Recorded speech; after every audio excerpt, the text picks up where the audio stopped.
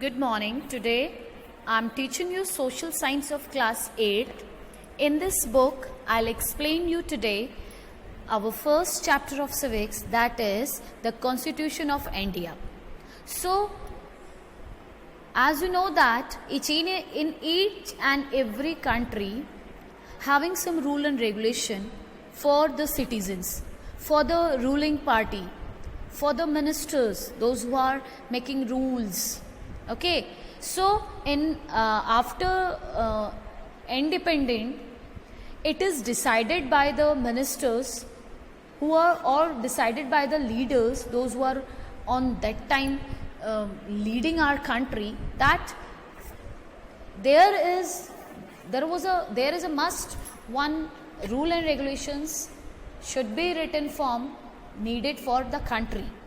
So let's explain what is written in this chapter.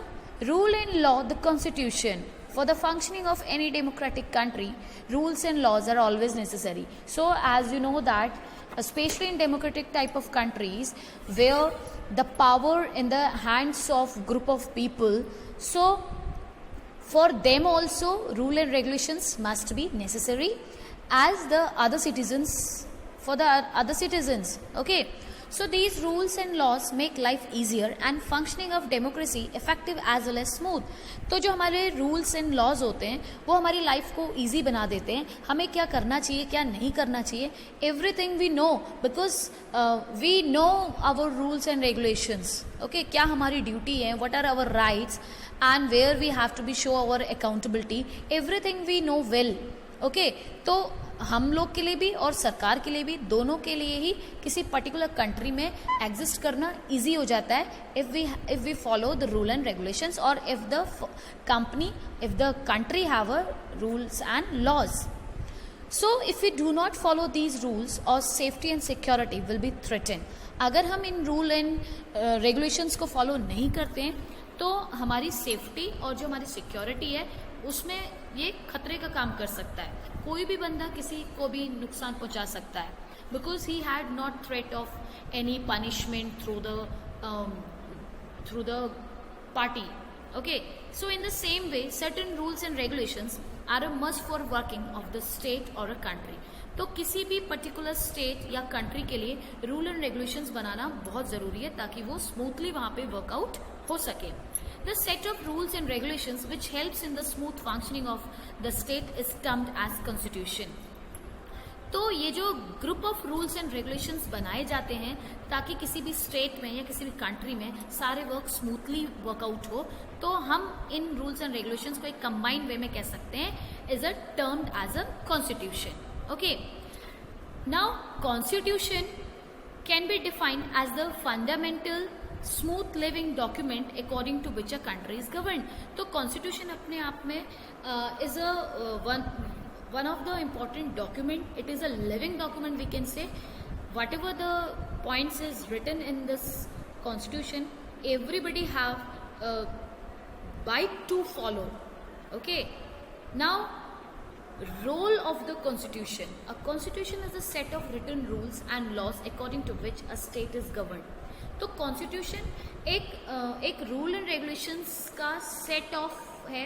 सारे rule and regulations एक वे में लिखे गए हैं, एक तरीके से लिखे गए हैं जिसकी हेल्प से जो हमारी सरकार है वो हमारे पूरे कंट्री को चलाती है. The constitution lays down guidelines and principles on the basis of which the governance of that country is conducted with a view to maintain law and order.